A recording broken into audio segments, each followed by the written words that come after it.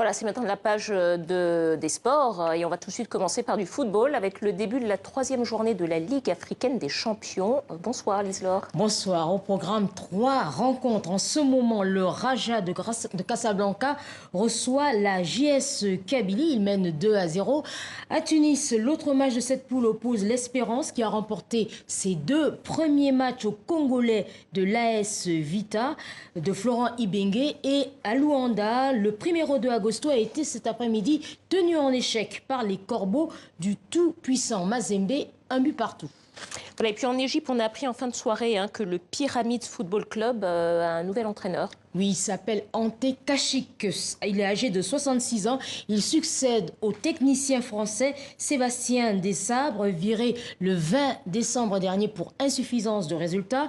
Le premier match sur le banc de l'ancien sélectionneur croate, ce sera dimanche en Coupe de la Confédération face à un autre club égyptien, Al-Masri. Bon, alors on va parler cinéma et sport, puisque c'est aujourd'hui la sortie d'un court-métrage documentaire sur d'un des meilleurs buteurs de l'Olympique de Marseille. Et il s'appelle Mamadou Niang. Exactement, c'est un documentaire en libre accès sur Internet qu'on peut retrouver sur la page Facebook de l'OM ou sur la chaîne YouTube du club. Alors ce qu'il faut savoir, c'est qu'en 227 matchs, entre 2005 et 2010, l'ancien attaquant de Marseille a inscrit 100 buts.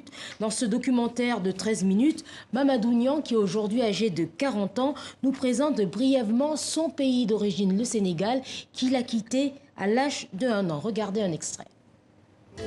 J'aime amener mes enfants, que ce soit l'île de Gorée, la Croze, dans les réserves, pour qu'ils imprègnent un peu de l'histoire du Sénégal, de l'histoire de leur pays d'origine. Et à chaque fois, je vois les étincelles dans les yeux de mes enfants, à chaque fois qu'ils visitent ce beau pays. Même si le sport national ici au Sénégal, c'est la lutte, le football reste pour le Sénégal un sport très important parce qu'aujourd'hui, tout le monde joue au foot dans n'importe quelle surface de jeu. Ça peut être de la terre, ça peut être du bitume, ça peut être sur des terrains synthétiques, de la pelouse.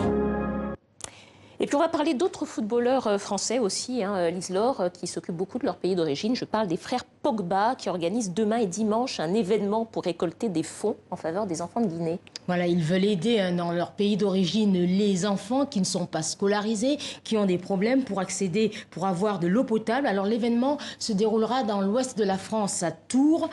Artistes et footballeurs sont conviés et dimanche, il y aura un match avec d'un côté une équipe guinéenne avec Mathias et Florentin Pogba, et de l'autre, leur célèbre frère qui, lui, joue pour la Guinée. Et pour la France. Pour la France, voilà, oui. Joue pour la France. Qui joue pour la France. Voilà, joue pour la France dans une formation qui est baptisée le All-Star France. Parfait, merci beaucoup Lise-Laure. Et puis on va terminer par cette altercation en Afrique du Sud, à l'issue de laquelle un cycliste professionnel a été blessé. Oui, et ce cycliste s'appelle Nicolas Dlamini de l'équipe professionnelle NTT. Alors difficile pour l'instant de savoir ce qui s'est réellement passé. Le coureur s'entraînait apparemment dans un parc national quand il a rencontré des gardiens. Il n'a pas été en mesure de leur montrer son billet d'entrée. La situation a dégénéré et Nicolas a été violemment interpellé. Il souffrirait d'une fracture au bras gauche. Si c'est le cas, sa saison évidemment est terminée. Merci beaucoup Lise-Laure. À demain. À demain.